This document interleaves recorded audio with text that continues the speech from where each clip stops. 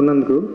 Because ఇది ఒక pre release event wipe కంటే కూడా ఒక కాలేజ్ ఫెస్ట్, ఒక యూత్ ఫెస్ట్ చూస్తున్నట్టే ఉంది. సో అన్ని మెమరీస్ని కలెక్ట్ చేయడం, it's not like cinema event కంటే ఫుల్ ఆల్ మెమరీస్ రీకలెక్ట్ చేసి చాలా బాగా అనిపిస్తుంది.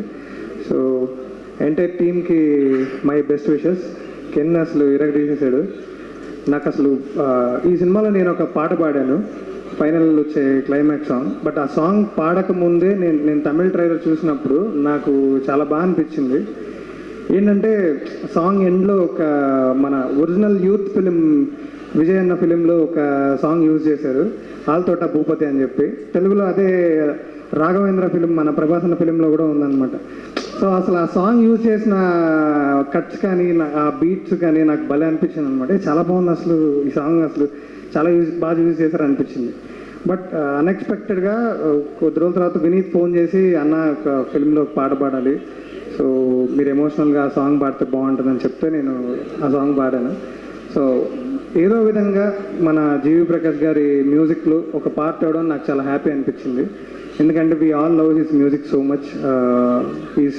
Is rocking from 2006. అసలు ఆ మ్యూజిక్లో ఒక పాట పాడడం నాకు చాలా హ్యాపీ అనిపించింది. So Vineeth, Sandeep, thank you నన్ను ఈ సినిమాలో పార్ట్ చేసినందుకు. యా, అండ్ ఈ సినిమాతో ఖచ్చితంగా డెఫినెట్లీ నువ్వు అనుకున్నది హిట్ రావాలి, సక్సెస్ రావాలి. ఎంటైర్ టీం అందరికీ బెస్ట్ విషెస్.